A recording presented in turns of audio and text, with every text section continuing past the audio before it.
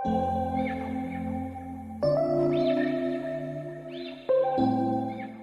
Part third की आज की क्लास में हम जैसा कि पढ़ रहे थे क्रोनिग-पेनी मॉडल। तो क्रोनिग-पेनी इक्वेशन हमने फाइंड आउट कर ली थी और हम देख रहे थे कि जो क्रोनिग-पेनी मॉडल है उसकी समीकरण में जो हमें वक्र फाइंड आउट होता है वहाँ यहाँ जो हमें P फाइंड आउट हो रहा है, ये जो P है, इस P का जो भौतिक महत्व है यह है कि P के घटने पर जो विभव प्राचीर का जो क्षेत्रफल है वो भी घटता जाता है और संयोजी इलेक्ट्रॉन के बंध ढीले होने लगते हैं। P का मान 0 होने पर इलेक्ट्रॉन मुक्त रूप से विचरण करने लगता है। इससे आगे हम बढ़ते हैं। तो क्रोनिग-पेनी मॉडल में हमें ये ग्राफ दिखाई दे रहा है। ये क्रोनिग-पेनी इक्वेशन इस तरफ है और इस तरफ जो है हम अल्फ़ा की वैल्यू ले रहे हैं। तो इस वक्र के अकॉर्डिंग हम कह सकते हैं कि जो उपयुक्त वक्र है P = 3π/2 P = 3π/2 के मान के लिए इलेक्ट्रॉन की गति के अनुमत क्षेत्र के लिए प्रदर्शित किया गया है, जहां y का मान +1 व -1 के बीच रहता है। चित्र में जो वर्णित ऊर्जा बैंड के रूप में रेखांकित भाग द्वारा तथा अरेखांकित भाग में उपस्थित α के मान कण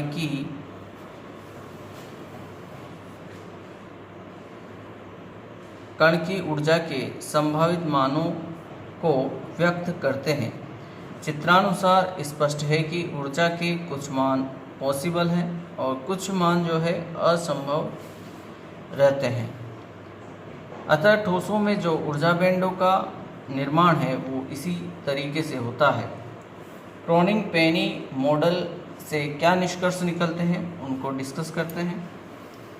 तो सबसे पहले हम देखते हैं कि क्रोनिग-पेनी मॉडल के अनुसार ऊर्जा के जो मान संभव होते हैं उन्हें हम कहते हैं अनुमत ऊर्जा बैंड तथा ऊर्जा के जो मान संभव नहीं होते हैं उन बैंडों को हम वर्जित ऊर्जा बैंड कहते हैं।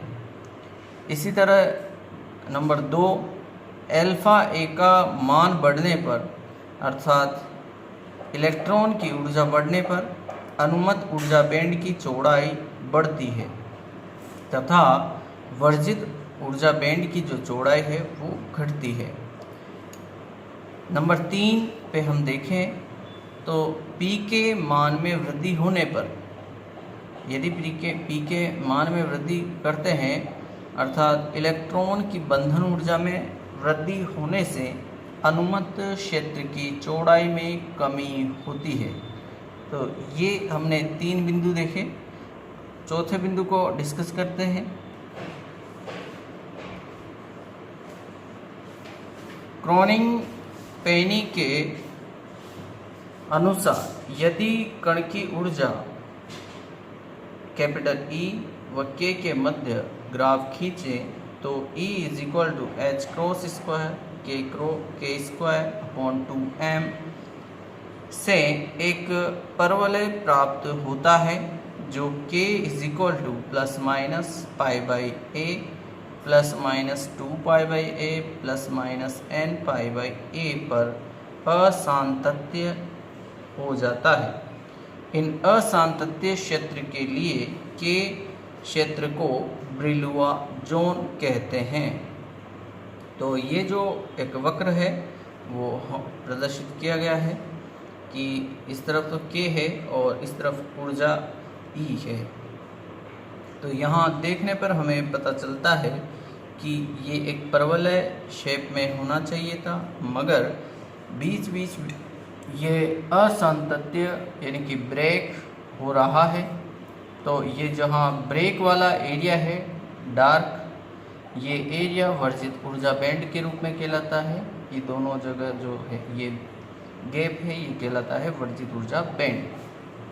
और जहाँ पर ग्राफ संतत रूप में है वह अनुमत ऊर्जा बैंड कहलाता है।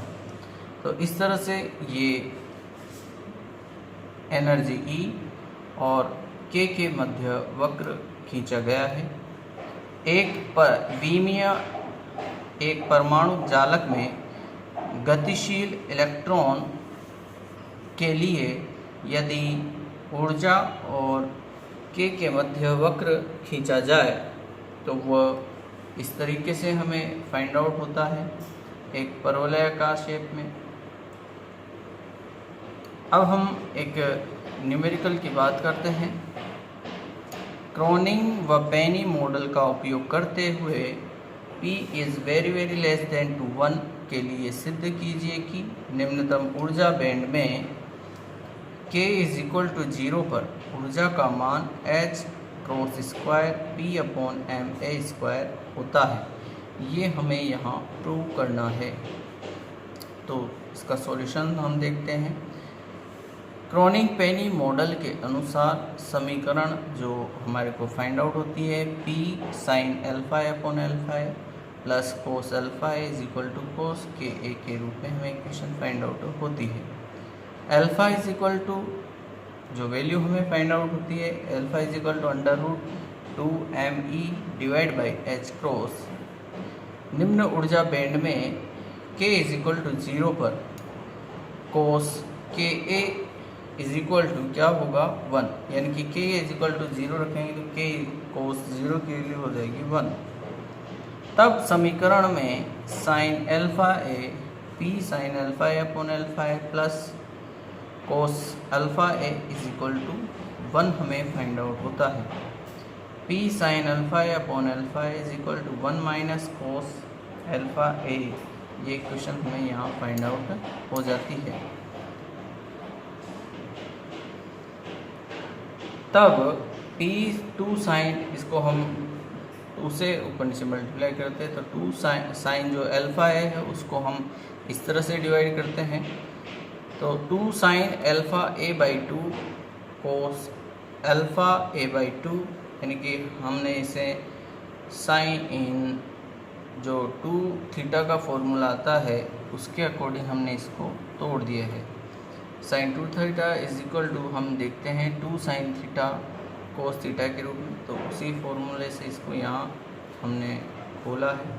Is equal to 2 sine square alpha A upon 2। इसको आगे सोल्व करते हैं तो यहाँ 2 से 2 कैंसिल हो गया और साइन स्क्वायर अल्फा ए है, यहाँ साइन अल्फा ए बाई 2 है, यहाँ sign square alpha A by 2 है। तो एक साइन अल्फा ए बाई 2 से एक साइन अल्फा ए बाई 2 यहाँ कैंसिल होगा। तो हमारे पास P cos alpha A by 2 upon alpha A is equal to sine alpha A by 2 यहाँ बनता है। P अपॉन अल्फा ए इसको हम इस तरह भेज देंगे तो हमारे पास जो है P upon alpha is equal to 10 alpha A by 2 equation के रूप में फाइंड आउट होता है। P की वैल्यू फाइंड आउट करें तो P is equal to alpha A 10 alpha A by 2 के रूप में हमें इक्वेशन नंबर 2 यहाँ फाइंड आउट होती है। इसके बाद हम इसको आगे बढ़ाते हैं। P के न्यूनतम मान के लिए 10 अल्फा ए बाई 2 को हम अल्फा ए बाई 2 के नियर मान सकते हैं।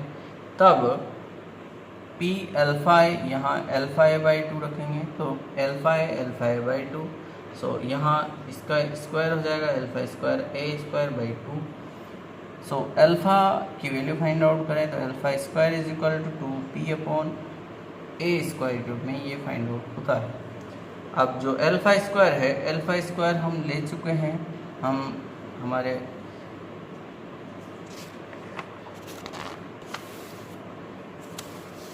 यहाँ देखिए alpha square is equal to 2me upon H cross square. तो यहाँ से ये वैल्यू हम यहाँ पुट करेंगे